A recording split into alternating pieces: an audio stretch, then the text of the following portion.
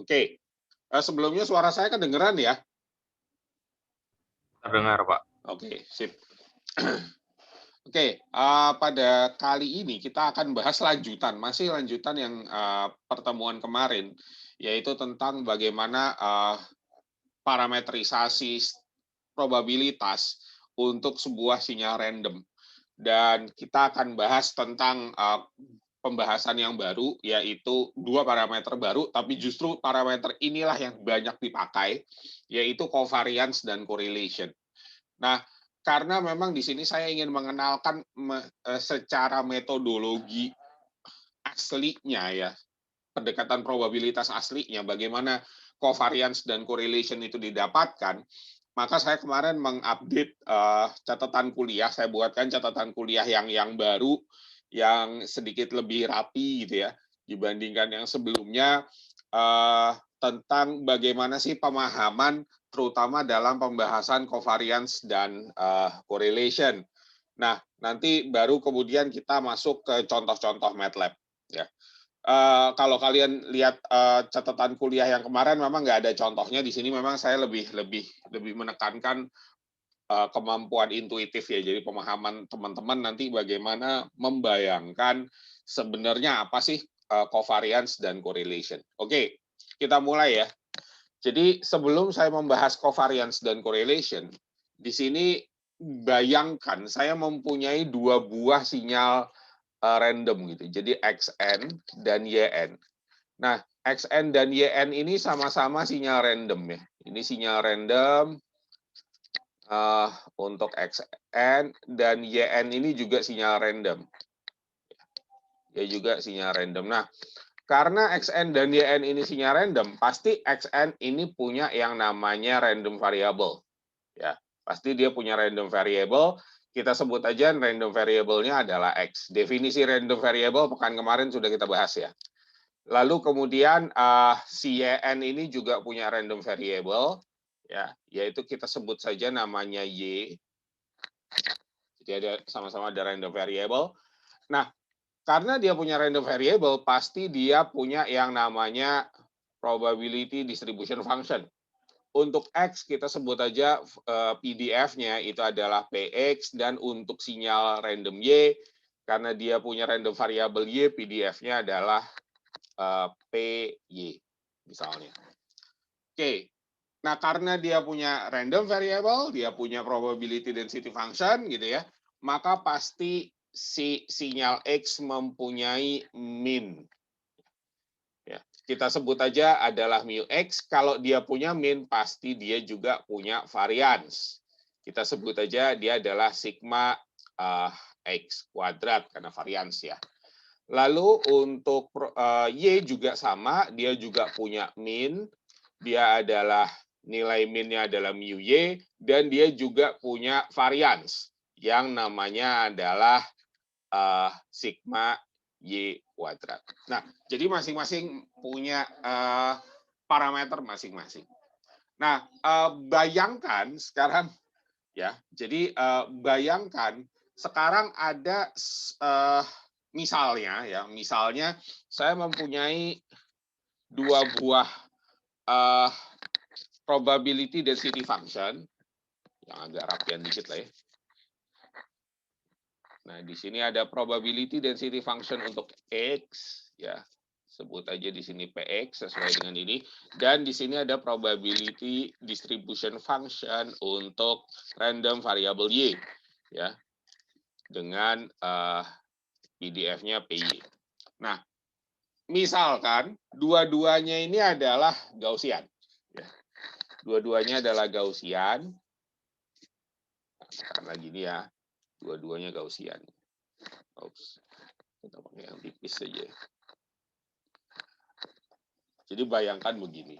Jadi ini penggambaran atas probability distribution function masing-masing fungsi. Oke, nah lalu kita akhirnya berkenalan dengan parameter baru, ya, yaitu PXY.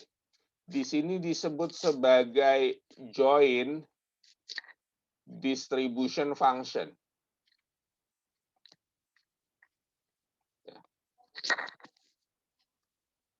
sebenarnya joint distribution function ini apa sih? Dia ini sebenarnya PDF juga gitu. Jenis dari PDF. Tetapi dia menggabungkan dua event atau dua kejadian. Kejadian munculnya random variable X untuk menjadi nilainya sinyal Xn, dan kejadian munculnya random variable Y untuk munculnya ya nilai di sinyal YN. Artinya begini. Jadi kalau mau saya bayangkan atau saya tuliskan ya, sebenarnya apa sih maknanya dia ini? Maknanya dia adalah kemungkinan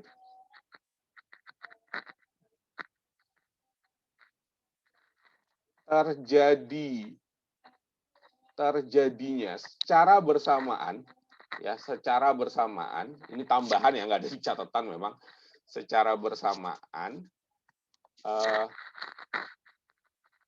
ya, secara bersamaan XA, katakanlah misalnya ada atau XM itu muncul sebagai nilainya sinyal Xn, dan YM itu muncul sebagai nilainya YN. Nah, gini. Maksudnya adalah, katakanlah misalnya X itu XM ya. XM itu adalah X1, X2, sampai X ke M besar. Kemudian YM, itu bayangin aja, dia ada nilainya yaitu Y1, Y2, sampai ke YM besar. Nah, maksudnya tuh gini. Misal nih ya, berapa sih PXY itu berbicara gini, berapa sih probabilitas XN itu nilainya X1 dan YN itu nilainya Y2 gitu. Jadi dia kan muncul bersamaan ya. Jadi dia kan dua event yang dianggap kejadiannya bersamaan. Kalau kita punya joint distribution function, maka kita akan punya, oh berapa sih probabilitas munculnya si XN itu sama dengan X1, tapi si YN-nya itu Y2. Nanti ada lagi probabilitas. Berapa sih probabilitas XN itu nilainya itu X1 dan YN itu nilainya itu Y1. Nanti muncul lagi probabilitas. Berapa sih kemungkinan XN itu X1 dan nilai YN itu adalah Y besar 3 ini. Ya. Nah, itulah yang kemudian disebut sebagai joint distribution function. Ya. Itu yang kemudian disebut sebagai joint distribution function. Secara matematik, dia dituliskan sebagai, kalau saya berbicara, nah, jadi kan begini ya, probabilitas X ke M dan Y ke M, walaupun ini nggak mesti harus sama ya, ini nggak mesti harus sama, itu adalah probabilitasnya X ke M dikalikan probabilitasnya Y ke M. Jadi kalau mau dibayangkan itu akhirnya begini, ya, kita bisa tahu bahwa joint distribution function ini menjadi semacam sebuah, saya bilang, sebuah bidang. Jadi bukan garis lagi, tapi dia bidang. Atau secara matematik dia ini adalah matriks. Gimana taunya? Kenapa? Karena saya harus mengalihkan kan, O PX1 dikalikan PY1. PX1 kalikan PY2. PX1 kalikan PY3. PX1 kalikan PY4 sampai YM besar. Nanti gitu juga. PX2 kalikan PY1. PX2 kalikan PY2 gitu ya. Jadi karena kita harus menghitung semua kemungkinan probabilitas. Ya. Sehingga kalau mau dituliskan, saya geser sampai sini aja ya. Kalau mau dituliskan, maka PXY atau joint distribution function antara X dan Y, random variable X dengan random variable Y, itu seperti matriks. Jadi di sini adalah yang pertama probabilitasnya X1 kalikan probabilitasnya Y1.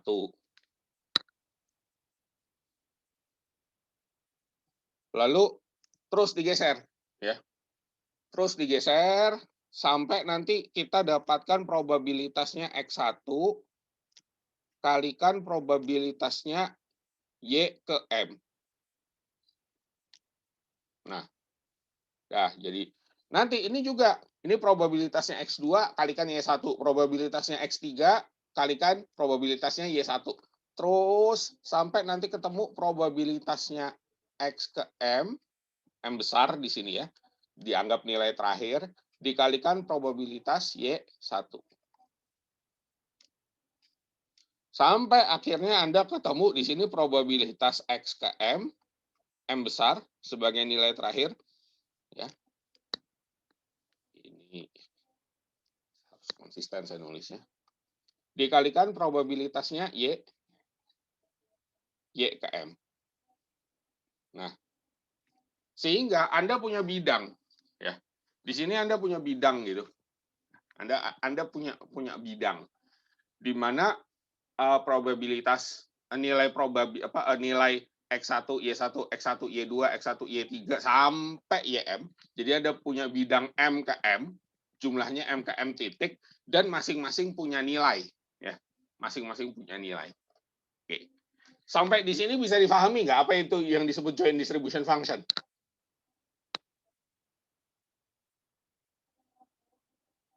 Masih bingung?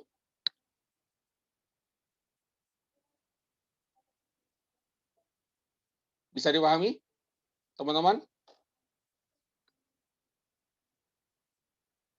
Materi kita nggak banyak, makanya saya akan pelan-pelan. Bisa dipahami nggak kira-kira? Suara saya kedengeran kan ya? Ya, benar. Ada indikatornya. Bisa, Pak. Oke, bisa ya? Oke.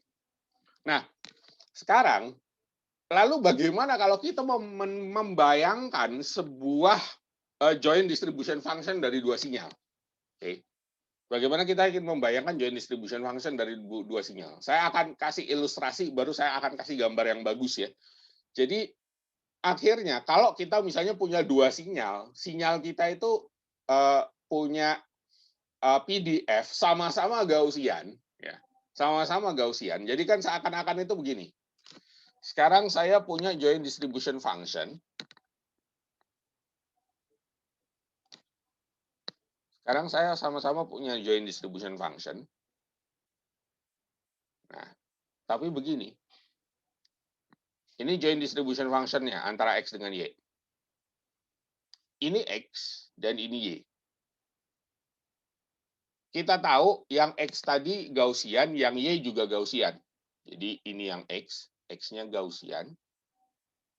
Saya nggak pintar gambar ya. Dan yang Y-nya pun juga Gaussian.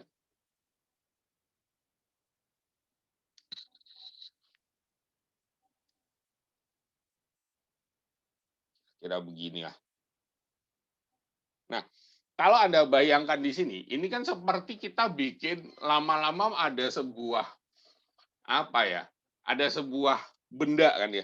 Berarti kan dia tidak hanya di titik yang di tengah ini, tapi bagaimana juga yang di depan. Oh, berarti dia akan ngikutin konturnya Y akan ngikutin konturnya X gitu ya. Jadi, nah, jadi dia agak begini.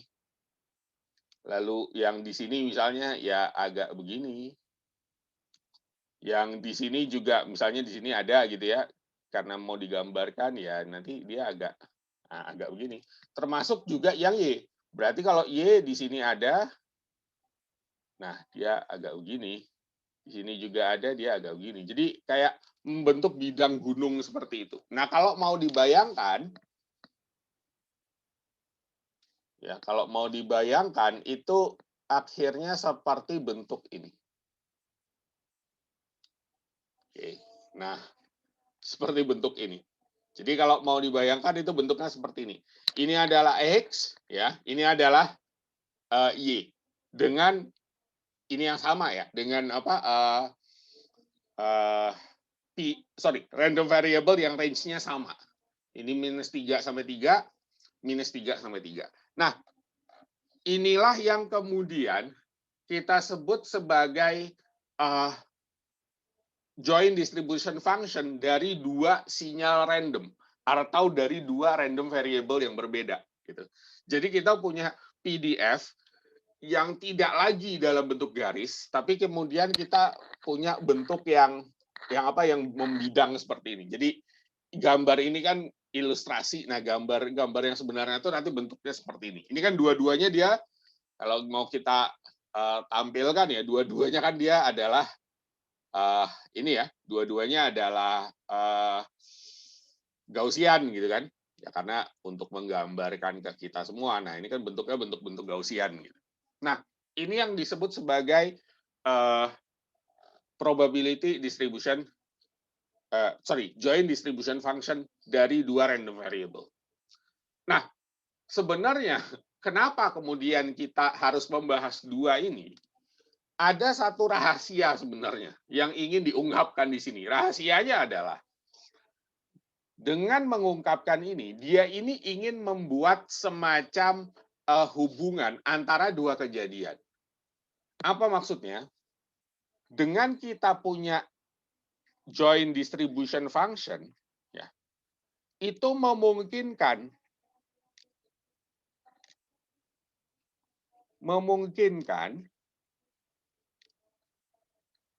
estimasi antara dua kejadian.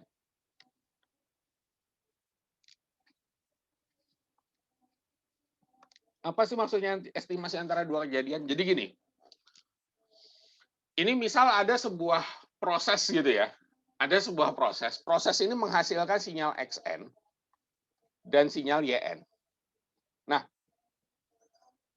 terdeteksi, katakanlah pada X ke 10, gitu ya, X ke 10, nilai gini aja lah. Nilai sinyal X itu adalah misal karena dia nilai yang mungkin itu adalah X1 sampai Xm, maka yang muncul adalah X2. Maka dia akan berusaha, oh berarti apa yang akan terjadi pada saat Y ke 10? Kebetulan sinyal Y ini nggak bisa dia deteksi. Ya, dia nggak bisa deteksi sinyal Y. Nggak ada sensornya misalnya. Atau kemudian dia hanya bisa mendeteksi X saja. Maka dengan kita mengetahui join distribution function, kita akan bisa ngukur kalau X pada saat N ke 10 munculnya adalah X2 atau random variable X yang kedua, maka dia akan lihat probabilitas tertinggi kalau X2 itu muncul, itu kalau Y berapa gitu loh. Paham ya maksudnya? Jadi kalau kemudian yang muncul, katakanlah misalnya yang muncul X2 itu ini, maka probabilitas dia akan tarik garis gitu. Nah, dia probabilitas tertingginya siapa? Misalnya titik ini. Nah, titik ini punyanya siapa? Oh, ternyata dia adalah punyanya yang di sini. Nah, misalnya gitu. Berarti misal, oh yang paling mungkin untuk muncul itu adalah X berapa? X yang ke sekian misalnya gitu. Nah, inilah maksud dari GDF.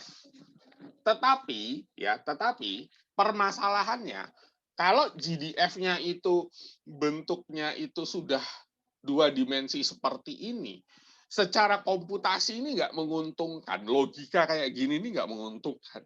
Ya. Jadi logika kayak gini agak-agak kurang menguntungkan. Maka kita membutuhkan parametrisasi dari GDF. Ya, jadi GDF ini, konsep GDF ini diparametrisasi, dibuat parameter lain yang diambil dari logika GDF. Jadi ada parametrisasi lain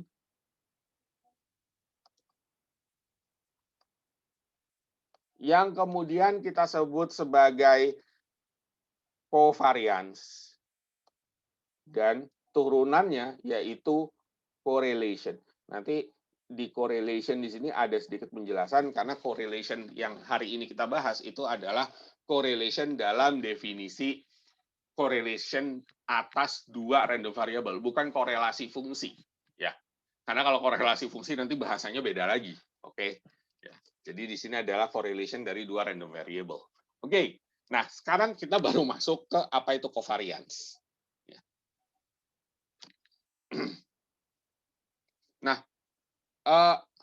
Apa itu covariance? Jadi begini, saya balik dulu ke gambar ini. Ya, saya pakai yang jangan putih lah ya, warna biru aja. Nah, ini kan kalau misalnya kita cuma satu PDF, kita kan akan mengatakan bahwa simpangan terjauh itu adalah akar dari varians. Nah, kalau ini kan sudah jadi luas ya. Ini kan simpangan terjauhnya itu kan sebuah bidang luas. Nah, maka jari-jarinya ini, ya, ini kan harus kita hitung, ya. Jari-jarinya ini kan harus kita hitung. Nah, jari-jarinya inilah yang kita kenal sebagai istilah covariance. Jadi dia bisa dikatakan varians tapi untuk bidang gitu.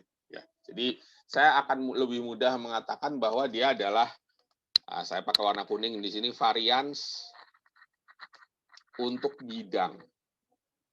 Untuk suatu bidang. Nah, oke, lalu apa ya? Bagaimana menghitung varians untuk suatu bidang? Maka kita akan mendapatkan secara lambang varians itu dilambangkan sebagai, kalau saya sebut begini, ini artinya adalah covariance untuk dua random variable antara, saya tulis agak lengkap ya mungkin, random variable X dengan random variable Y. Jadi di sini ada random variable X dan random variable Y, RVX dan RVY. Oke, nah secara matematik dia dituliskan sebagai, sama dengan ya, karena matematik, adalah sigma, karena tadi kita sudah mengasumsikan baik X maupun Y indeksnya M dari 1 sampai dengan M, maka di sini saya tuliskan M dari 1 sampai dengan M. Dan juga sigma untuk Y juga sama, M dari 1 sampai dengan M. Untuk nilai X, M minus mu X, makanya tadi di X saya tekankan ya ada nilai mu, dikalikan Y, M, minus mu Y. Nah, dikalikan dengan joint distribution function-nya. Oke, nah inilah yang kemudian kita sebut sebagai covariance. Ya, persamaan asli covariance. Jadi covariance itu aslinya kita harus tahu dulu joint distribution function, ya. Jadi kita harus tahu ini dulu, baru kemudian kita hitung begini. Ya, di sini untuk xm minus mu x, di sini untuk ym minus mu y. Nah, kalau mau kemudian disingkat, persamaan ini disingkat, di sini bisa kita singkat sebenarnya menjadi E. E ini adalah ekspektasi ya, ekspektasi dari XY dikurang mu X dikalikan mu Y, atau min dari random variable X dan min dari random variable Y. Ya. Sehingga secara matematik dia juga boleh dituliskan menjadi sigma M sama dari 1 sampai dengan M dikalikan sigma M dari 1 sampai dengan M untuk XM,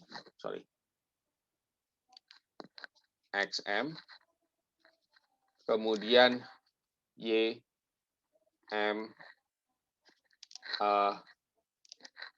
dikalikan P, XY. Jadi, ininya begini. Ya, cara ngitungnya itu begini. Minus mu X, mu Y. Secara komputasi, persamaan ini lebih disenangi. Ya. Karena kalau ini kan udah dikurang 2 kali, dikalinya sekali. Kalau ini kan dikalinya sekali, jumlah kurangnya sekali. Jadi computational cost-nya lebih murah. Nah, caranya sebenarnya gimana sih? Jadi misalnya nih M-nya 1 gitu ya. Jadi untuk M1 kita akhirnya punya ya X1 dikalikan Y1, X1 kalikan Y2, X1 kalikan Y3, X1 kalikan Y4, dan semua dikalikan joint distribution function-nya yang sesuai. Gitu ya. Jadi ini harus dikalikan joint distribution function-nya yang sesuai. dijumlahkan semua, baru dikurang dengan rata. Itulah yang kita sebut sebagai covariance antara X dan Y. Oke. Ya. Nah, ini adalah persamaan aslinya. Nah, disinilah awal metode prediksi itu dilakukan. Ya. Awal metode prediksi itu dilakukan. Saya kasih info sedikit ya. Banyak orang yang belajar machine learning, kemudian agak mulai mendalam mempelajari machine learning-nya, nggak cuma level make gitu ya, tapi juga level memahami. Ya levelnya memahami aja, nggak usah level mengembangkan ya, levelnya memahami. Itu mulai sering protes ke saya gitu. Pak, kok machine learning itu belajarnya matematis dan statistik sekali gitu ya. Ya memang itulah ya. Memang itulah. Jadi saya kalau misalnya ada mahasiswa yang, Pak, saya pengen belajar metodenya, saya pengen tahu bagaimana cara kerja sebuah metode machine learning gitu. Nah, maka biasanya saya akan kasih katakan misalnya apa, principal component analysis misalnya. Anak-anak fisika itu yang suka itu ya, principal component analysis. Saya kebetulan punya buku, saya punya satu buku, bagi teman-teman yang mau silahkan, nanti hubungi Japri saya. Saya itu punya buku khusus yang membahas matematikanya machine learning. Jadi biasanya kan kita susah memahami machine learning itu karena simbol matematiknya banyak dan kadang kita nggak kenal. Nah, kalau Anda kesulitan, saya punya buku khusus, Mathematics for Machine Learning. Dan itu buku itu di Amazon jadi bintangnya tinggi karena dia memang benar-benar mengajarkan apa sih tools matematik untuk Anda belajar machine learning. Karena pada saat Anda ngoding, Anda pasti harus ngoding persamaan matematiknya. Dan salah satunya adalah belajar tentang covariance gitu. Nah, kita jarang mengenal fungsi covariance bentuknya begini. Nah, ini biasanya diprotes sama mahasiswa, Pak, ini apa maksudnya gitu. Nah, jadi bagi teman-teman yang mau memang kita tidak bisa menghindari pendekatan probabilitas statistik kalau kita belajar machine learning secara metodologi ya. Oke, kita lanjut. Nah, ini yang kemudian bisa dikomputasi. Yes, bahasa matematiknya di sini adalah berarti Anda akan menjumlahkan ya dari X1 sampai sebesar XM besar ya dikalikan dan masing-masing dari X1, X2, X3 akan dikalikan dengan YM dari M1 sampai dengan M dikalikan PXY baru kemudian dibagi. Nah, Anda akan menemukan angka di sini yaitu kita sebut sebagai covariance ya.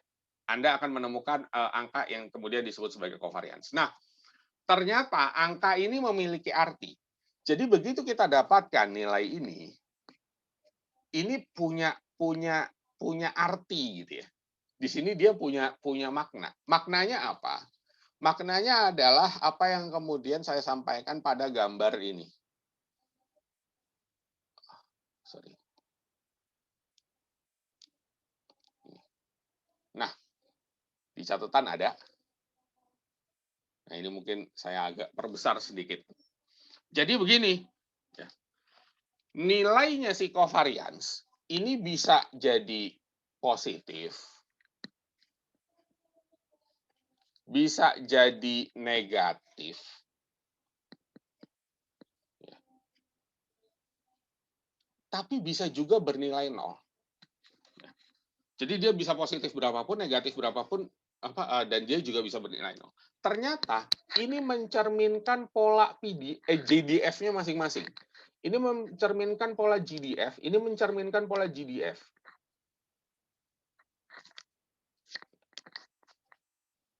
Jadi, kalau kemudian ternyata nilai dari si covariance ini positif, maka Anda akan punya bentuk GDF kalau kita lihat dari atas ya. Jadi kalau kita lihat dari atas, nilainya tuh ngumpul gitu. Jadi GDF tuh nilainya nggak tersebar, tapi nilainya tuh ngumpul. Nah, ngumpulnya, ya kalau kemudian dia ngumpulnya tuh selalu di area positif. Jadi maksudnya tuh begini, ini kalau misalnya dia ngumpul, ya, ini kan dia ngumpul nih. Dia ngumpul, nah terus kita kayak tarik garis kuadran gitu. Lalu kita buat kuadran ini kira-kira titik tengah dari kumpulannya, positif negatif, maka kemudian akan menghasilkan nilai positif covariance. Begitu juga kalau kemudian dia ngumpul dan ngumpulnya itu di negatif-negatif, pasti nilai covariance-nya itu negatif. Artinya apa? kalau kemudian Anda mendapatkan positif covariance dan negatif covariance, Anda bisa memprediksi antara dua kejadian sinyal ini. Yaitu apa? Bahwa mereka cenderung punya hubungan yang positif. Ya. Jadi mereka akan cenderung punya hubungan yang positif. Seperti ini, mereka akan cenderung punya hubungan yang negatif. Nah, bagaimana kalau kemudian GDF saya itu cenderung 0? Maka ternyata kalau GDF-nya cenderung 0, teman-teman bisa lihat, kita tidak bisa menentukan mana yang positif, mana yang negatif, karena dia tersebar. Contohnya mana? Contohnya tuh ini. Ini contoh yang tersebar sebenarnya. Ya, ini contoh yang tersebar. Sehingga apa? Bisa dikatakan kalau dia sudah tersebar dan tidak ada pola, berarti kita tuh tidak bisa memprediksi antara random variable X kepada random variable Y dan random variable Y terhadap random variable X. Di catatan itu saya menuliskan tidak bisa saling mengestimasi. Ya. Tidak bisa saling mengestimasi. Nah, inilah yang kemudian kita dapatkan kenapa covariance antar dua kejadian itu kita butuhkan gitu ya. Maka kalau kemudian kejadiannya sudah begini, ini berarti bahwa X hanya bisa diprediksi dari X itu sendiri dan Y hanya bisa diprediksi dari Y itu sendiri. Artinya sinyal XN munculnya hanya bisa diprediksi dari informasi variance-nya saja dan sinyal Y hanya bisa diprediksi dari variance-nya sendiri saja. Tidak ada join seperti ini. Ya, tidak ada join seperti ini atau seperti ini. Nah, lalu kemudian karena nilainya itu yang penting positif 0 atau negatif, maka covariance ini sebenarnya agak jarang dipakai langsung. Yang banyak dipakai orang itu adalah rho XY atau kita sebut sebagai koefisien korelasi.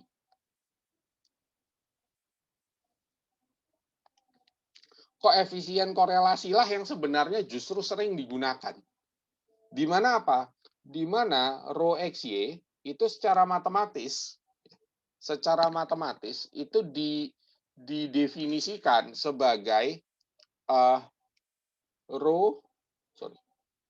sigma XY kuadrat. Artinya covariance X dan Y itu dibagi dengan akar varians masing-masing. Atau kalau mau diartikan ini kan sama aja dibagi dengan standar deviasi masing-masing. Nah, kalau kita menghasilkan ini, maka rho XY itu kemungkinan nilainya itu hanya antara min 1 sampai 1 saja.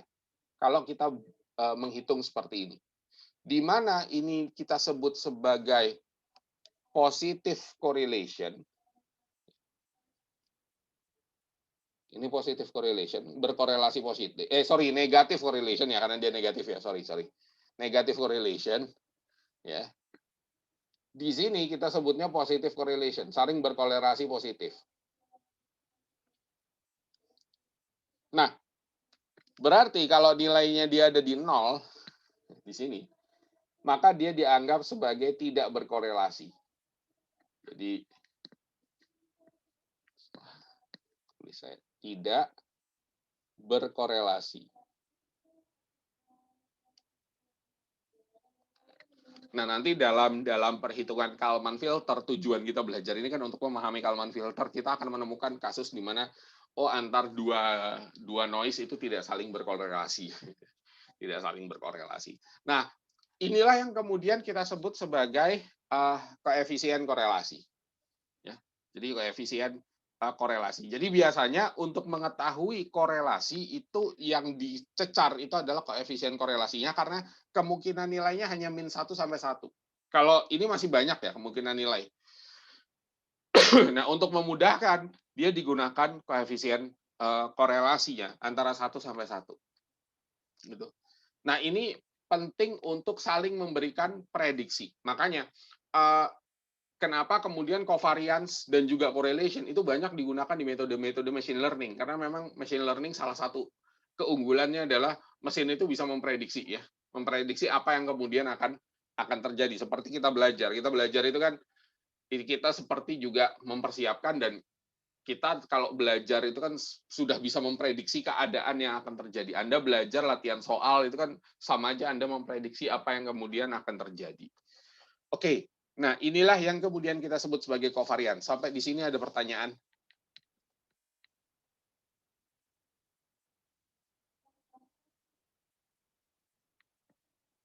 Nggak ada ya? Oke, saya anggap nggak ada ya. Kita lanjut. Nah, sekarang satu lagi. Oh ya, sebelum kita ke correlation, ini ada satu hal yang belum saya jelaskan di mana di catatan. Itu adalah bahwa covariance itu kalau kemudian prosesnya ergodik, untuk ergodik proses,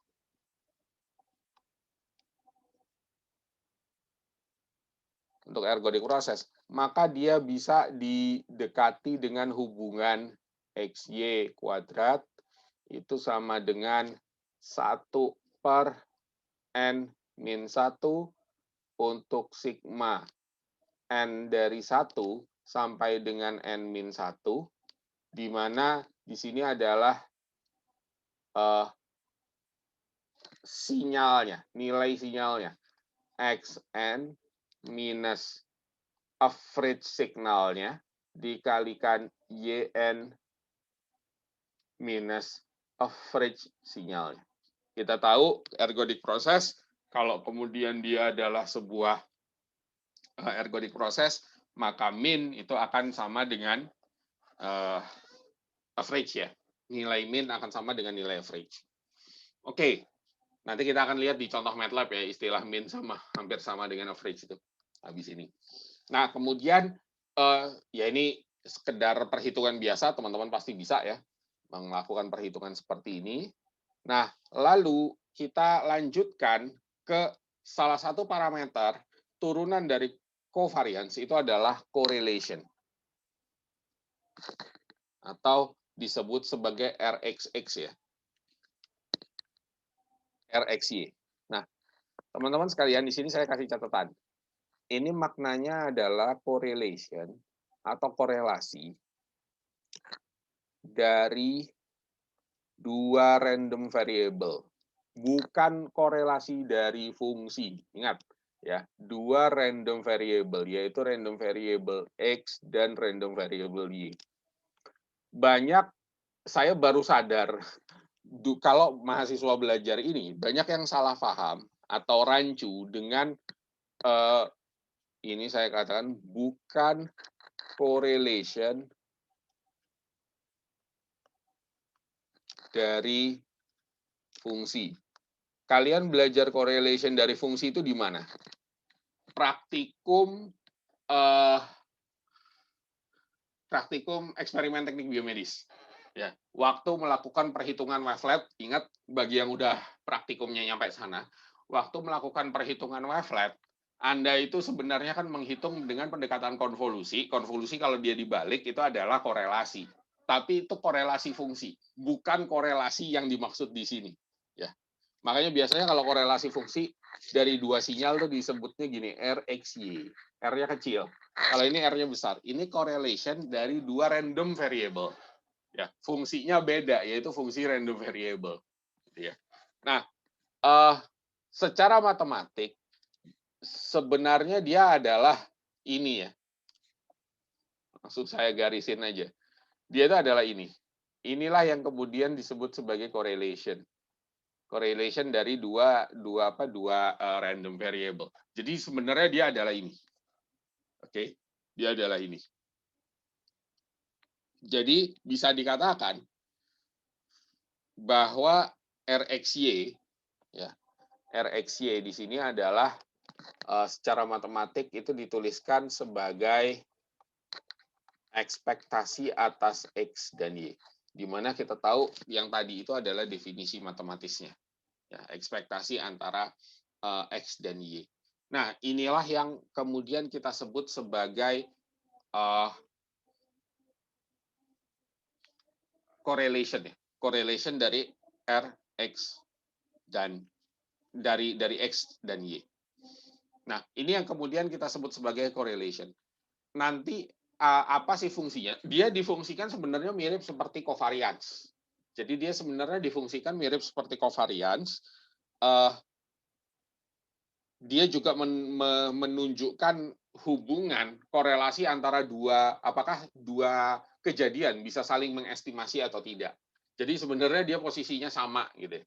Nah, tetapi memang kadang-kadang tiap-tiap metode machine learning ya, tiap-tiap metode mesin yang belajar dan juga metode estimasi itu terkadang menggunakan covariance, terkadang menggunakan correlation, terutama dalam pembahasan matriksnya, ya, matriks correlation atau matriks covariance. Nah, itu ya sedikit pembahasan ya tentang correlation. Nah, saya kemudian tambahkan juga ya di catatan itu bahwa kalau dia itu correlation fungsi, bedanya di mana? Bedanya adalah di definisi matematik. Kalau saya punya RXY itu adalah artinya correlation antara dua fungsi. Jadi fungsinya sinyal XN dengan fungsinya sinyal YN misalnya. Nah, ini definisinya begini. Di mana kalau RXY dan dia punya indeks waktu ya. Misal RXY ke K misalnya. Di catatan kan saya tulis dengan K. Itu adalah 1/N dikalikan sigma dari N sama dengan 1 sampai dengan N. Untuk mana? Karena X-nya yang duluan. X, N, Y, N min K. Perhatikan, kalau konvolusi itu kan K min N. Kalau ini adalah N min K. Memang di situ agak saya tulis lengkap di catatan, saya tambahin ada limit N tak berhingga. Walaupun saya kasih catatan di sana, maksud limit N tak berhingga di situ adalah bahwa kita pengen N-nya itu bisa berapapun, bisa sepanjang apapun. Cuma lebih tepat ke situ. Tapi secara komputasi, pembahasan inilah yang kemudian dicari ya. Secara komputasi maksudnya itu ini. Nah, ini sering disebut sebagai cross correlation. Ya, jadi ini pun juga sering disebut sebagai cross correlation ya, karena kita mengkorelasikan dari dua kejadian atau dua event yang berbeda. Nah, ini bisa kemudian kita tuliskan begini. Kalau saya mau mengkorelasikan antar sinyal yang sama R X X ya ke K. Nah, ini berarti maknanya itu adalah ini saya berikan maksudnya N itu bisa berapapun, terserah. 1/N, sigma N1 sampai dengan N, X, N, X, N min K. Nah, ini sebenarnya kadang-kadang juga digunakan oleh metode estimasi. Kadang-kadang. Di mana apa? Ini menunjukkan nilai korelasi antara XN dengan XN min K. Sehingga kita bisa melihat kemungkinan kemiripan antara XN dengan XN min K. Ya. Sekali lagi, dengan catatan kita harus menghitung dari N dari 1 sampai dengan N besar sepanjang waktu. Nah, ini yang kemudian nanti ada disebut sebagai matriks korelasi fungsi. Nanti bedakan dengan matriks korelasi ya. Nanti ada yang disebut sebagai matriks korelasi fungsi.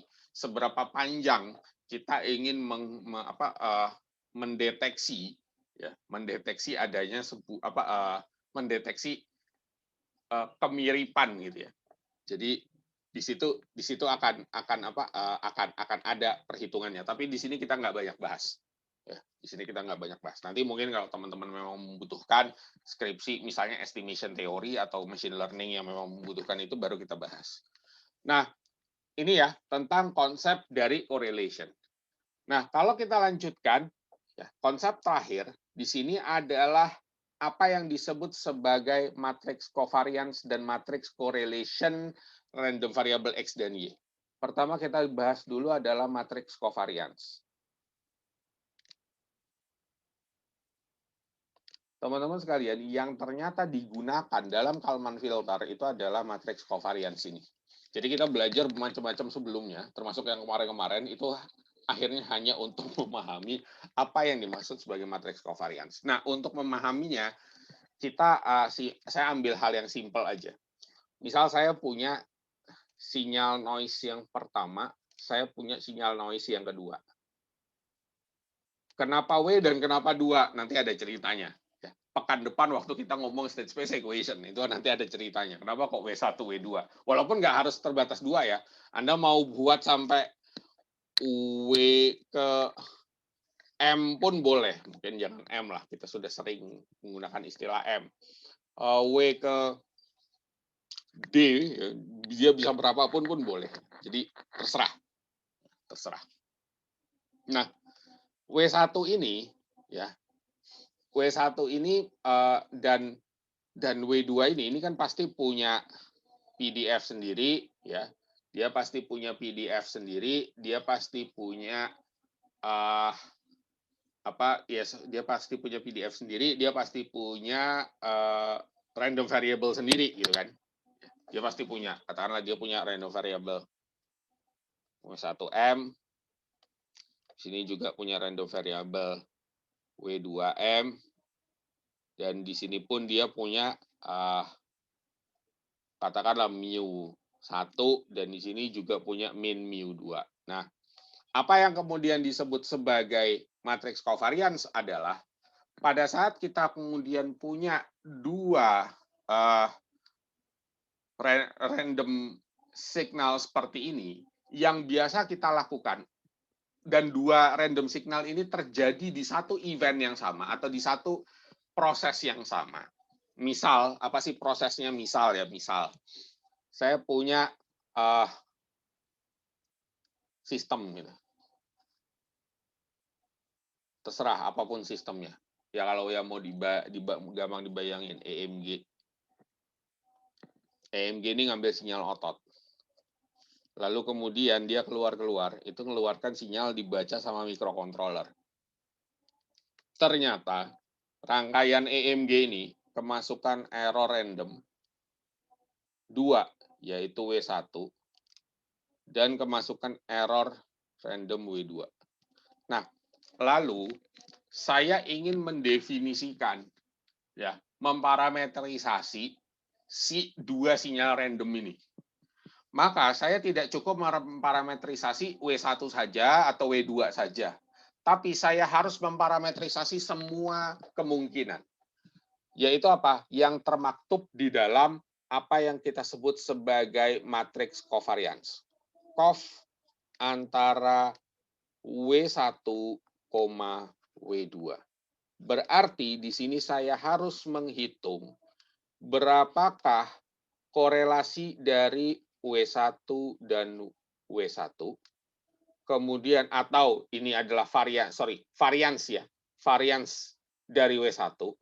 Kemudian varians antara W1 dan W2. Varians antara W2 dan W1, dan varians antara W2 dan W2 atau ini covariance atau covariance antara W2 dengan W2 yang maksudnya adalah varians. Nah, inilah yang kemudian kita sebut sebagai matriks covariance atau matriks cov. Ya. Nanti maknanya macam-macam. Kalau di catatan saya nulisnya sebagai key. Kenapa? Karena itu sering digunakan di penjelasan Kalman filter. Ya, tapi di sini saya gunakan istilah cov aja.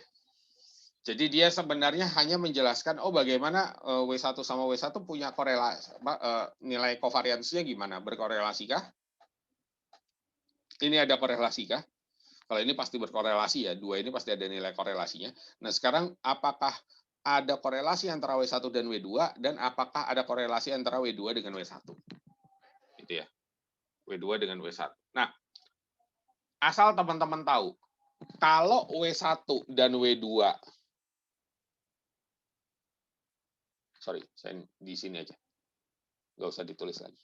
Kalau ini random variabelnya W1 dan random variabelnya W2 ini adalah Gaussian dua-duanya, maka gimana? Kalau dia dua-duanya Gaussian, saya balik lagi ke atas, mungkin nggak dia saling positif covariance atau negatif covariance? Kalau dia dua-duanya Gaussian, dia nggak mungkin. Ya. Karena apa? Kalau dia dua-duanya Gaussian, kecenderungannya akan cenderung jadi kayak gini.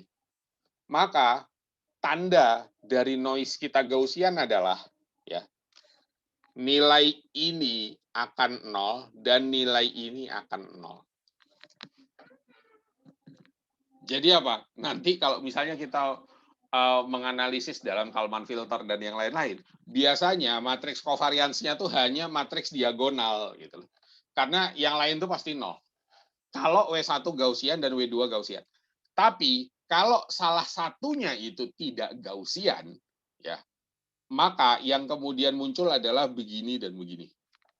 Antara begini atau begini. Ya.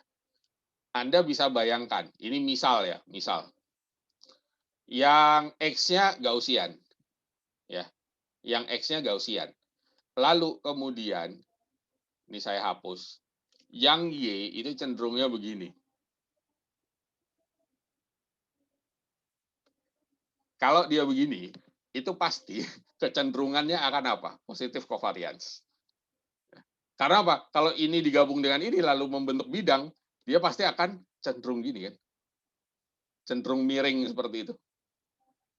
Atau kalau kemudian ternyata ya, dia nggak distribusi normal, tapi kayak nilai mahasiswa zaman sekarang.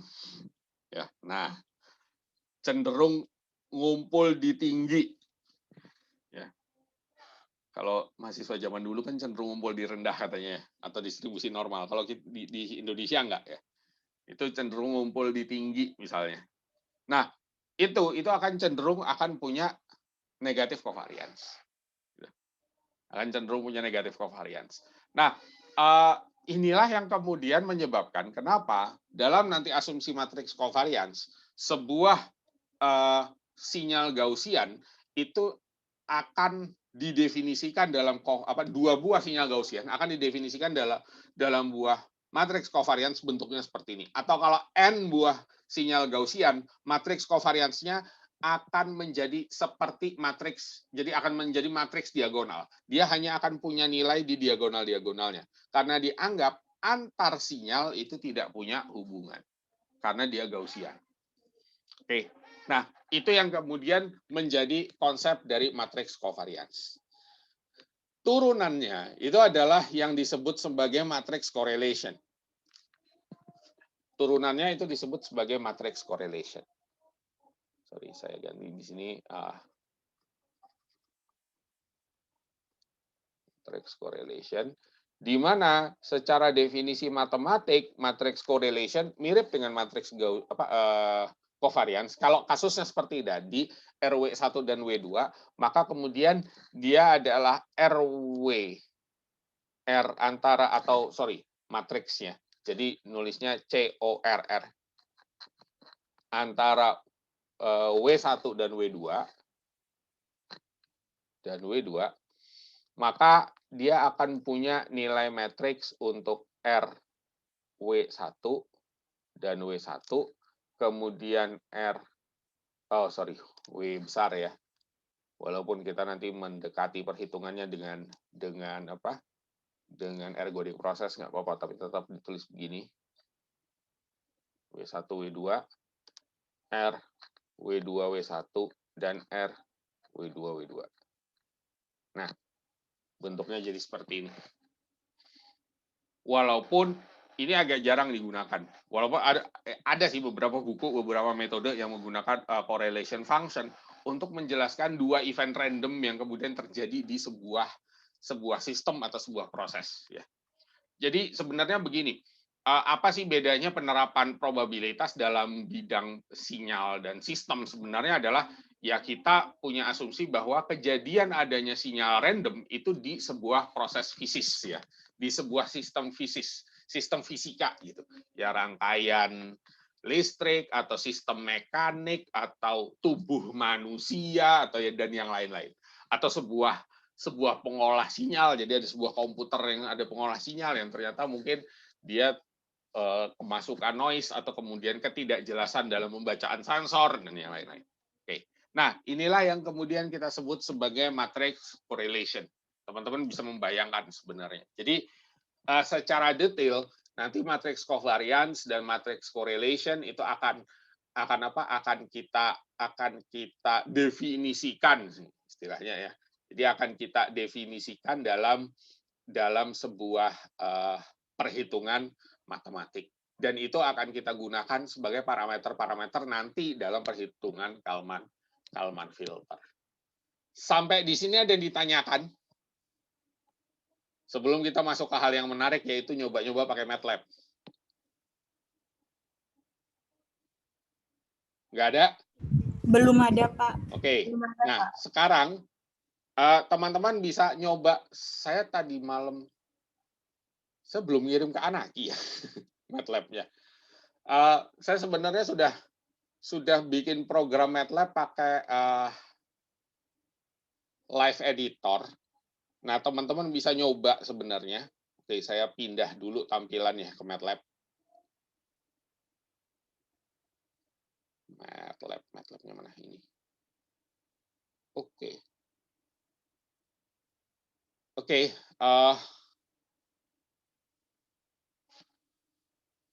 saya pindah tempat dulu ya ke E.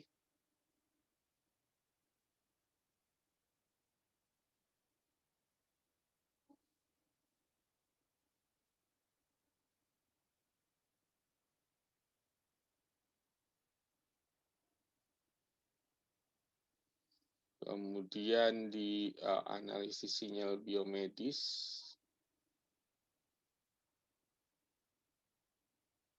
Nah, saya akan gunakan data-data yang ada di, kalian masih ingat nggak dulu waktu pakai bukunya John Shemlow, kuliah pengolahan sinyal, kalian kan dikasih bahan MATLAB tuh, ya, kalian bisa download, nama foldernya Associated Files. Saya gunakan hal yang sama. Untuk pertemuan kali ini saya gunakan hal yang sama dan saya akan ambil di chapter 2.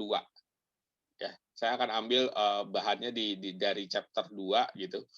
Di mana di sini ada beberapa contoh, lalu kemudian contoh ini yang saya ambil. Nah, kita mulai dulu. Oh ya, di sini ada yang belum kenal live editornya MATLAB? Sudah kenal semua kan ya sama live editor? Kalau yang udah praktikum, paling nggak kalau ada yang udah praktikum tentang wavelet itu paling nggak tahu, karena saya pakai live editor. Jadi live editor itu sebenarnya semacam apa ya? Kayak kalau Anda di Python itu kan ada Jupyter gitu ya. Kalau misalnya yang suka ngoding Python itu ada Jupyter. Nah, atau ada apa saya lupa tuh yang punyanya Google, saya nggak pernah pakai, sama kayaknya Jupyter ya.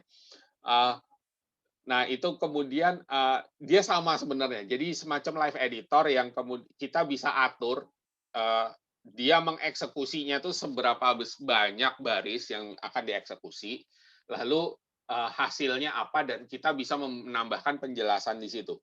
Termasuk sebenarnya hubungan rumus-rumus matematik pun bisa ya, kalau yang di Jupyter juga bisa, walaupun kalau yang di Jupyter setahu saya harus dalam code LaTeX, tapi kalau di MATLAB bisa di luar code LaTeX gitu.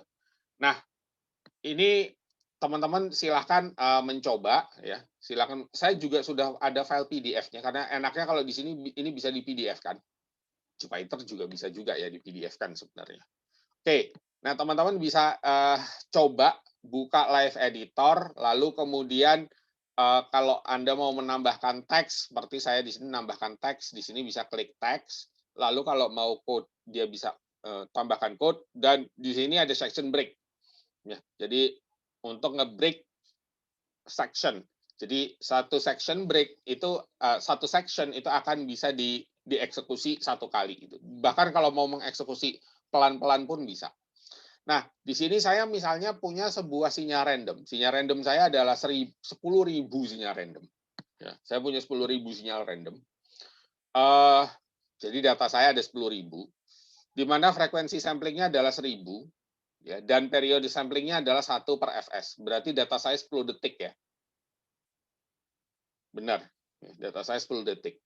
Karena datanya 10.000, frekuensi samplingnya 1.000 atau 1.000 data per detik.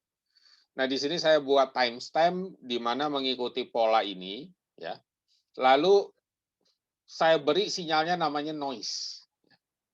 Pokoknya saya suruh MATLAB meng-create ya, sinyal random, ya, sinyal random sebesar 10.000 data. Terserah gitu ya. Saya serahkan kepada MATLAB nilainya berapa. Jadi saya nggak ikut campur, saya serahkan kepada MATLAB dan saya plot. Oke, saya plot. Silakan teman-teman kalau mau ngikutin bisa. Kalaupun nggak usah harus pakai live editor, mau pakai comment window juga boleh. Ya, mau apa mau diikutin di comment window juga boleh, nggak apa-apa. Nah, lalu kemudian setelah saya plot, saya grade on, terus saya kasih label, ya, S sama V.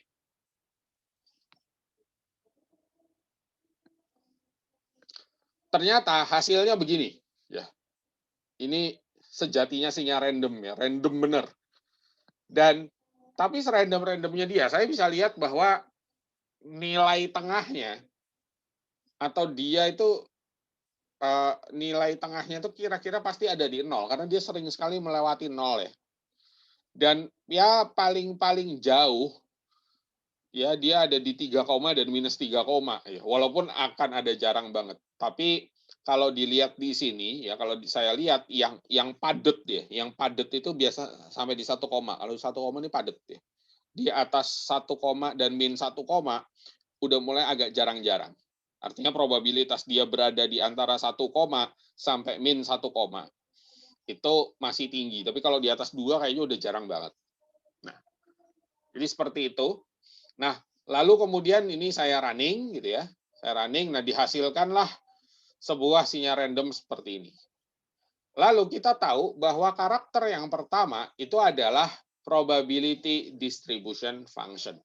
Saya pengen bikin probability distribution function untuk sinyal ini. Ya, untuk sinyal ini, sinyal yang tidak beraturan ini. Karena nilainya saya serahkan kepada MATLAB. Saya juga kalau disuruh bikin sinyal ini pakai tangan juga nggak bisa ya, susah banget. Ini pakai MATLAB. Oke, nah pertama karena nanti yang bisa kita buat itu adalah apa ya? Tabelnya tuh tabel batang gitu ya. Jadi tabelnya tuh tabel batang. Maka saya harus menentukan dari ini kan sebenarnya nilai-nilai yang mungkin keluar ini saya sebut sebagai random variable dari noise ini kan, ya. Nah, random variable dari noise ini mau saya diskritisasi jadi berapa? Itulah yang nanti akan jadi jumlah batang pada grafik batang kita gitu. Jadi maksudnya tuh begini. Saya kasih ilustrasi ya.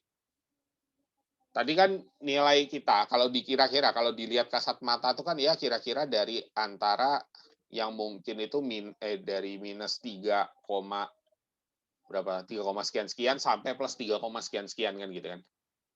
4 aja nggak nyampe ya. Oh, sorry, saya belum pindah ini. Belum pindah screen, sorry. Nah, ya 4 aja nggak nyampe. Kalau saya intip dikit, ya minus 3, sampai positif 3, nggak ada yang nyampe 4. Nah, ini mau Anda bagi berapa gitu loh. Kalau tadi saya tuliskan nu bins, number of bins itu ada 1.000, berarti ini sampai sini, ini akan didiskritisasi dari ujung ke ujung itu 1.000. Ya, itu 1.000. Kenapa? Sedikit saya kasih tahu. Makin besar Anda mendiskritisasi atau memberikan nilai nubins, itu pola Gaussiannya nanti makin kelihatan. Makin kecil pola Gaussiannya makin tidak kelihatan. Oke, saya balikin lagi tampilannya ke MATLAB. Mana tadi MATLAB? Oke, nah di sini saya pakai 1.000. Teman-teman bisa ganti. Kalau teman-teman ganti 10 jadinya bentuknya kayak gimana. Lalu kemudian kita bentuk PDF dengan perintah histogram. Yang mau kita bentuk adalah sinyal noise dengan bins-nya ada 1000. Ya.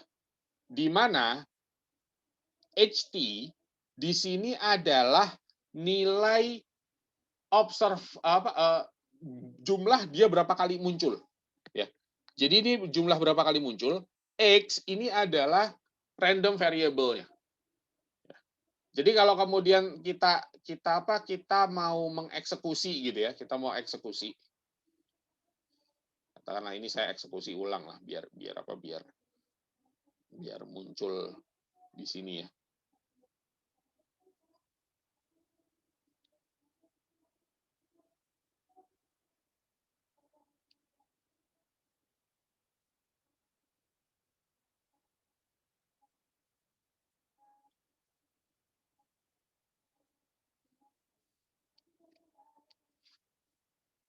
Agak lama. Oke. Nah, teman-teman bisa lihat di sini X-nya 1000 nih. X besarnya 1000. Nah, 1001 malah ya. Karena dimulai dari 1 sampai 1001 karena nubinsnya ada 1000. Jadi 1 sampai 1001. Nah, di sini ada nilai 1001. Jadi nilai X tadi itu ada 1001 nilai dan HT itu juga 1001 nilai. Anda bisa lihat di atas. Nah, dia juga ada 1001 nilai. Oke. Nah, lalu kemudian ini kan jumlah dia muncul, berapa kali muncul gitu ya. Ini kan jumlah berapa kali muncul. Nah, ini saya ubah jadi nilai probabilitas. Dengan cara apa? Dengan cara nilai berapa kali munculnya itu saya bagi N. N saya kan 10.000, berarti saya bagi 10.000. Ya. Saya bagi 10.000. Nah, kita kalau mau tahu nilai X dan HT itu kita bongkar aja. Kita klik 2 kali gitu ya. Klik. Nah, ini adalah nilai X. Jadi apa? Nilai yang mungkin dari minus 3,7349 sampai kemudian dinilai di angka 1001 itu di 3,5857. Ini adalah X kita. Ya, ini adalah X kita atau random variable dari noise-nya. Ya, X di sini adalah random variable dari noise kita. Jadi ya kalau contoh pakai tangan X-nya cuma X1 sampai X7 gitu ya. Tapi ya kalau kemudian pakai komputer ya kita akhirnya menghadapi nilai yang sebenarnya gitu. Nah, kalau kita buka variabel HT di sini ya. Tapi dia ke bawah ya. Ke bawah nggak apa-apa. Nah, di sini artinya apa? Artinya adalah si mana tadi? Minus 3,7349. Oke. Berapa keluarnya? 1 kali. Berarti probabilitasnya berapa? 1/10.000. Ini pasti diabaikan ya nanti. Karena kemungkinannya kecil banget gitu. Yang minus 3,7275. 0, nggak mungkin, nggak akan keluar. Yang kemudian minus 3,72020. Coba kita cek yang agak-agak ke tengah. Mendekati 0 ya. Nah, ini dia.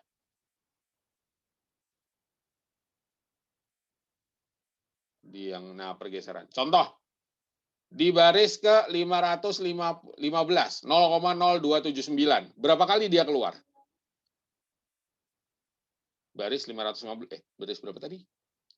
515 ya. Kita cek, dia berapa kali keluar?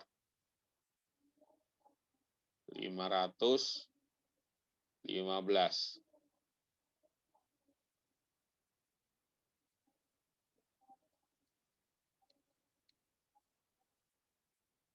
36 kali keluar.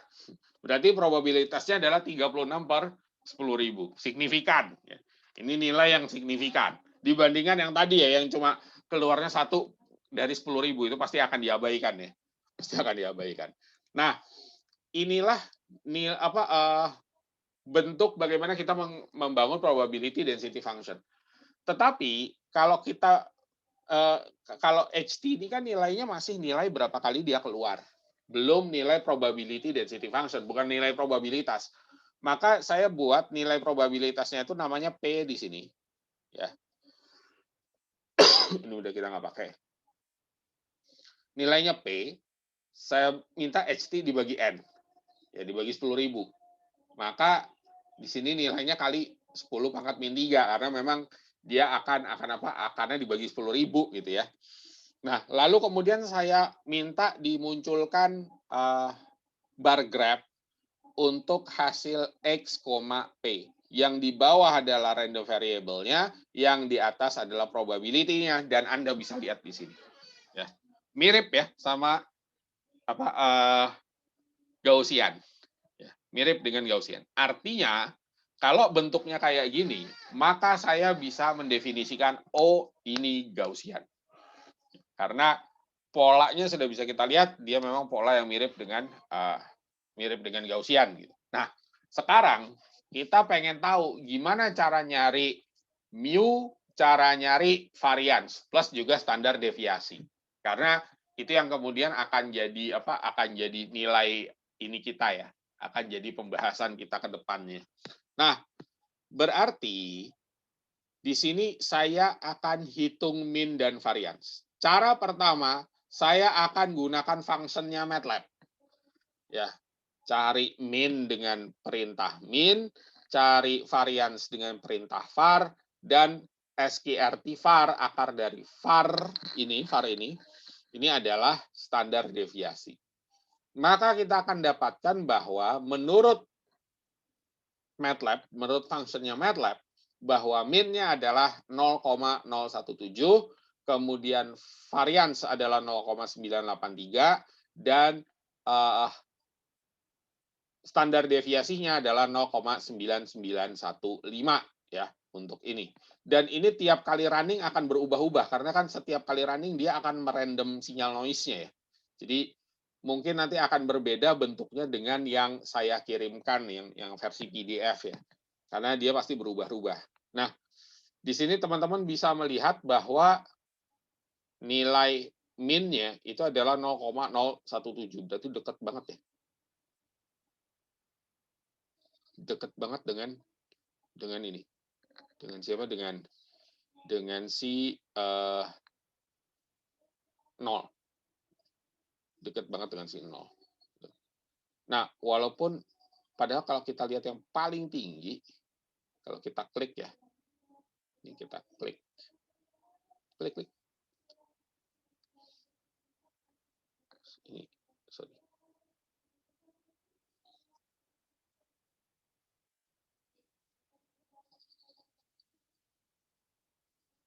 Bisa nggak kita klik nih, yang ujung ini.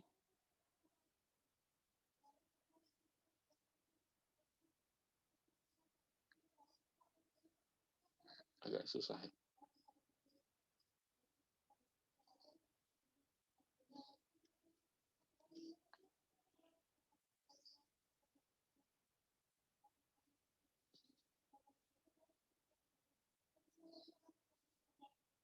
Ini kalau misalnya kita kalikan,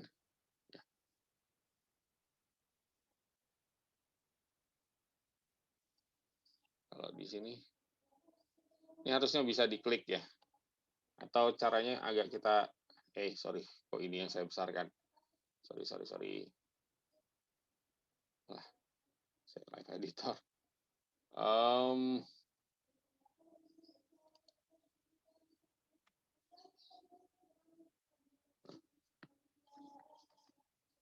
Ini dia. Nah, ini sebenarnya oke. Quote-nya dimatikan. Ini sebenarnya bisa saya besarkan. Bisa saya pengen zoom in ini ya.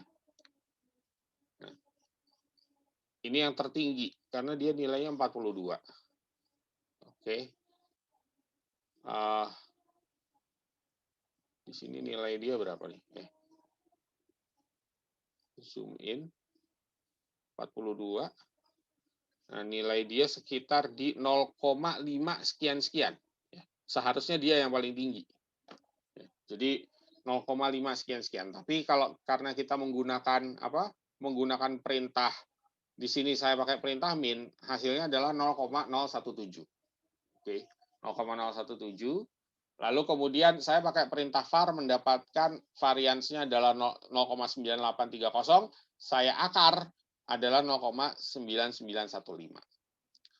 Nah, lalu saya akan coba menghitung min dan varians memanfaatkan nilai PX dan X. Jadi di sini saya akan menggunakan perhitungan, saya akan mengkode perhitungan matematiknya.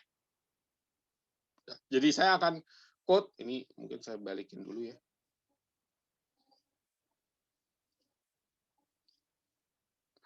Master view. Oke, saya akan mengkode menggunakan definisinya ya. Jadi maksudnya menggunakan definisinya itu gimana sih gitu?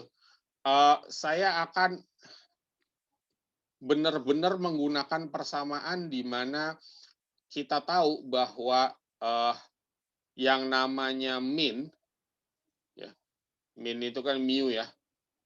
Jadi yang namanya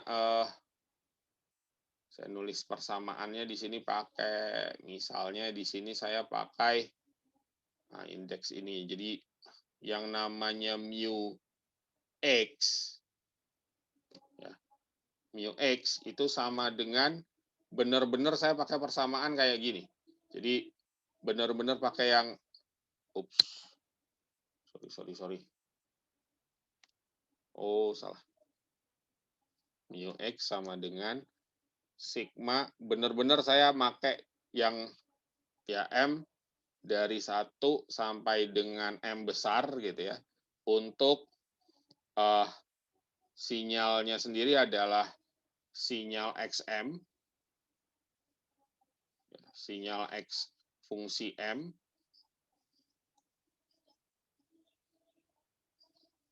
Ini saya sekalian pengen nunjukin ke teman-teman, sebenarnya kita bisa bikin persamaan di sini gitu sebagai penjelasan. Jadi sigma X fungsi M dikalikan dengan probability density function-nya X ya. Jadi P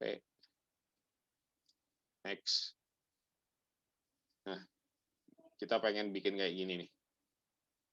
M. Nah, kita bisa menggunakan ini. Jadi ngitung mu-nya benar-benar saya pakai persamaan kayak gini. Maka yang akan dihasilkan di sini adalah saya definisikan dulu, karena ini adalah P, bagian ini adalah P ya, nih. Jadi yang ini nih, ini adalah P, ini P. Yang XM ini adalah X. Cuma X-nya saya transpose. Supaya apa? Supaya vektornya sama gitu. Karena kita tahu X itu 1 kali 1001, PX-nya 1001 kali 1. Jadi saya pengen kan bahwa ya X1 ketemunya PX1, X2 ketemunya PX2, dan seterusnya. Ya. Di mana M ini, di sini M asumsinya adalah 1000 ya. Jadi ini benar-benar misalnya mau saya ganti, bisa saya ganti gini nih. Dari kebetulan 1001, sorry. Dari 1 sampai 1001. Nah, lalu kemudian setelah X dikalikan PX ini saya nyebutnya adalah PX, berarti dia ada 1001 data. Di sini saya pakai titik kali. Ini artinya kan perkalian dari tiap-tiap komponen ya. Jadi bukan perkalian matriks, tapi perkalian komponen. Lalu kemudian saya summing. Ya. Saya kemudian jumlahkan. Di sini pakai sum dan dapatlah nilai 0,0089. Dia mendekati nilai teoritiknya yaitu 0 ya. Mendekati nilai teoritiknya yaitu 0. Nah, tetapi yang menarik adalah waktu saya ngitung varians. Di sini saya nyebutnya sigma PX, var X ya. Dengan cara yang sama. Jadi di sini saya suruh kurangkan dengan mu X, lalu saya kuadratkan, baru saya kalikan dengan P atau probability density function-nya. Maka kemudian didapatkan var X adalah 0,9829. Sangat dekat dengan perhitungannya fungsinya MATLAB. Dan begitu saya akar, ya 0,99914 di sini 0,9915, errornya kecil banget. Oke. Inilah kenapa dalam dunia estimasi, teori estimasi sinyal terutama, variabel-variabel yang disukai itu kalau nggak varians ya covariance. Karena Anda bisa lihat bahwa walaupun saya menghitungnya dengan perhitungan yang sangat teoretik, hasilnya sama. Jadi kalau var di sini, ini yang dihitung dengan asumsi ergodik loh ya. Jadi dia fungsinya pakai function yang 1 per n-1 itu. Ya, 1 per n-1 sigma. Nah, dia pakai function itu. Baik untuk min. Min itu nanti langsung dia hitung dengan cara average. Jadi min itu bagi MATLAB itu averaging. Nah, ternyata dia mirip. Nah, ada cara yang ketiga. Ya. Cara yang ketiga untuk mencari si min dan varians, yaitu dengan cara fitting. Jadi gini, saya kan punya PDF. Saya yakin, ini ya, saya kan punya PDF nih. Saya yakin PDF saya ini Gaussian. Maka saya cari distribusi normalnya atau Gaussian function-nya yang mulus gitu ya, untuk mendekati fungsi Gaussian saya atau PDF saya. Jadi saya fitting dulu. Nah, setelah ketemu fittingnya, itu baru saya cari datanya. Mu-nya berapa, variansnya berapa, gitu. Nah, itu cara yang ketiga. Perintahnya gimana? Perintahnya adalah dengan pakai perintah hisfit. Jadi kan number of bin saya 1000, sinyal saya noise, saya masukkan dalam perintah hisfit. Jadi ketemulah ini, ketemulah yang merah ini. Ya. Ketemulah yang merah ini. Yang merah inilah yang kemudian akan menjadi, yang akan saya hitung berapakah min dan variansnya dari yang merah ini. Karena yang merah ini dianggap sebagai pendekatan untuk Gaussian function saya atau PDF saya gitu. Nah, hasilnya adalah saya langsung aja pakai perintah PD normal, itu adalah fit distribution dari noise, dan saya definisikan noise-nya itu normal. Di sini saya pakai noise, saya transpose dulu ya, karena noise aslinya itu 1 kali 10.000, dia baru bisa ngitung kalau 10.000 kali 1 gitu. Maka saya transpose dan ternyata hasilnya adalah, ya karena ini dari mana, dari distribusi dari Gaussian yang mulus, maka saya akan dapatkan bahwa mu saya atau min saya itu adalah 0,00169 dengan sigma atau kemudian varian saya itu adalah 0,991478. Tapi kalau kita lihat nilainya ya semua mendekati ya. Yang jelas dia mendekati ini 1478, lebih detail ya, dia bisa mendapatkan yang lebih detail. Nah, inilah cara ya bagaimana kita kemudian bisa menghitung atau mencari nilai varians atau nilai PDF dari sinyal-sinyal yang ada. Nah, sekarang ya 7 menit lagi Zoom kita ditutup. Enggak. Lebih sih, kita 10.30 ya kita ya ditutupnya. Tapi nggak apa-apa. Sekarang saya masuk ke tugas Anda apa gitu. Ya, tugas Anda apa? Hari ini kita belajar tentang covariance. Bagaimana kemudian kita bisa menghubungkan, ada hubungan nggak antara dua sinyal, ya, hubungan antara dua sinyal gitu. Nah, di sini saya minta Anda membuat code program, bisa modifikasi dari sini, tetapi saya minta Anda membangun code untuk mencari covariance, ya, dari dua sinyal random. Berarti Anda bangkitkan dua sinyal random. Saya cuma satu ya. Jadi Anda bangkitkan dua sinyal random, ya, pakai perintah ren n, gitu. Atau Anda boleh misalnya mau nggak pakai ren n, Anda pakai ren aja, nggak pakai n. Jadi random saja, nggak pakai n gitu ya. Kalau random n ini memang untuk yang distribusi normal, tapi kalau yang ren itu tidak distribusi normal, tidak pasti dia dapat distribusi normal. Anda bisa coba di situ, ya. Jadi menggunakan live editor, Anda bisa coba bangkitkan dua sinyal random. Saya terserah Anda mau sinyal random bentuk kayak gimana, terserah. Oke. Lalu kemudian Anda masing-masing ulangi lagi seperti ini, Anda cari parameter untuk masing-masing sinyal random tersebut. Lalu Anda hitung covariance-nya. covariance koefisiennya, correlation koefisiennya dan correlationnya. Kemudian covariance matrix dan correlation matrix. Silahkan Anda lakukan itu, gunakan, kalau misalnya MATLAB Anda udah support, gunakan Live Editor. Jadi Anda bisa membuat penjelasan sekaligus code seperti ini.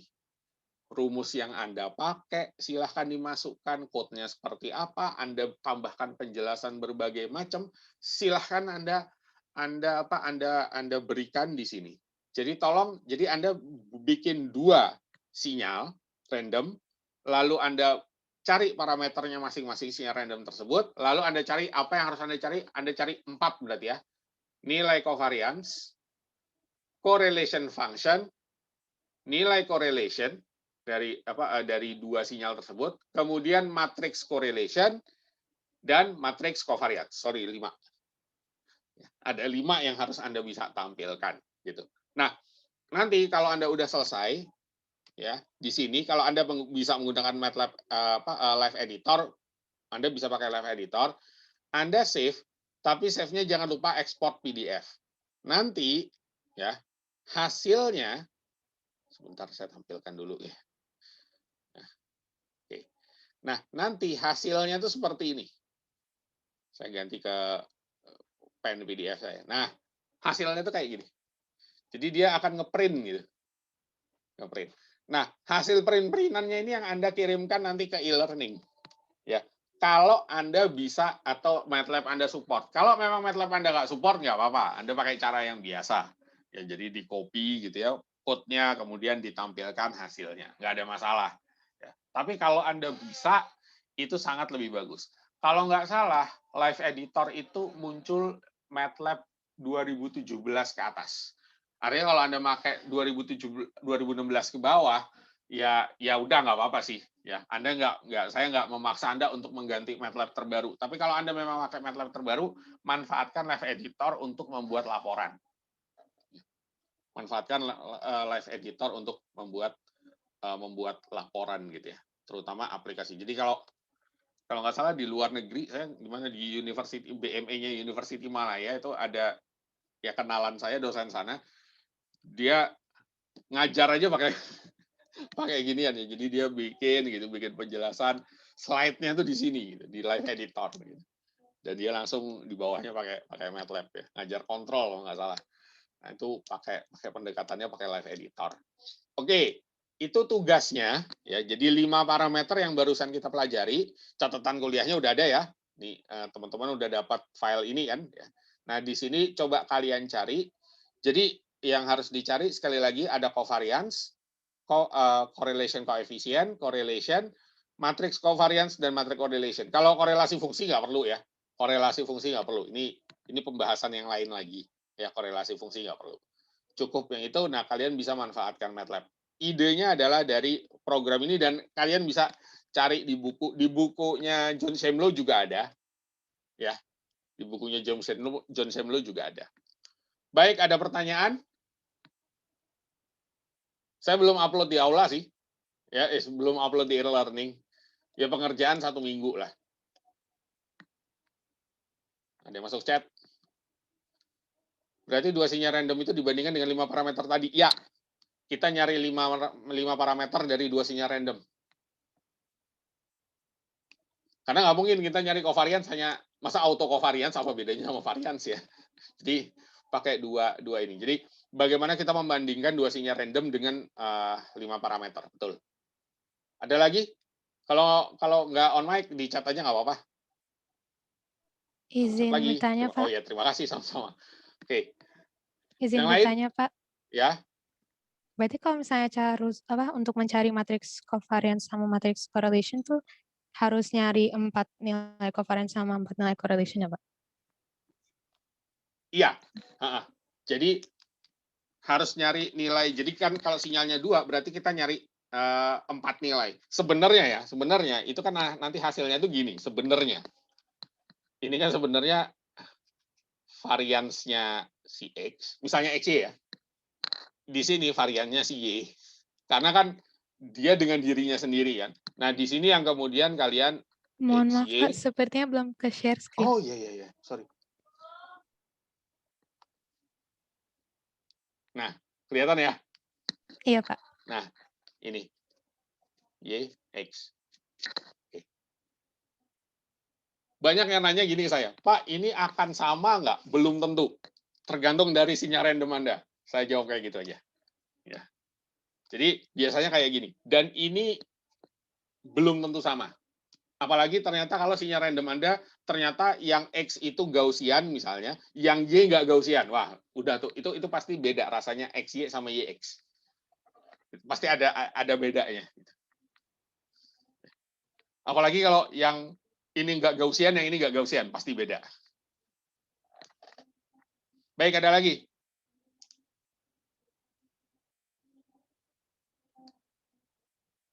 Jadi Anda cari ya, gampang kok. Di buku-buku banyak, Anda tinggal nyontek buku sebenarnya. Ya. Cuma saya pengen Anda, nggak saya kasih tahu lah, nyari sendiri sambil menerampilkan diri dengan code, walaupun ini ya MATLAB gitu ya. Cuma paling nggak Anda bisa terampil. Cukup ya? Baik Pak. Oke, saya rasa sudah cukup pertemuan kita pada kali ini. Oh ya, nanti kalau sampai malam saya belum munculin apa-apa di e-learning, kasih tahu ya. Nanti yang akan saya kasih adalah tempat untuk mengumpulkan jawaban. Terus nanti saya akan upload ini yang PDF. Satu lagi linknya buat record kuliah kita. Oke, karena ini direkod di laptop ini. Saya rasa demikian. Terima kasih ya. Ini nanti kita bakal ketemu di jam 78 di kuliah Embedded System. Ya, Embedded System. Ini kalian sebagian juga ada yang mau agama Islam 2 ya habis ini di 56. Baik, terima kasih. Bila taufik wal hidayah. Assalamualaikum warahmatullahi wabarakatuh. Waalaikumsalam warahmatullahi Terima wabarakatuh. kasih Terima kasih Pak. Pak. Terima kasih Pak.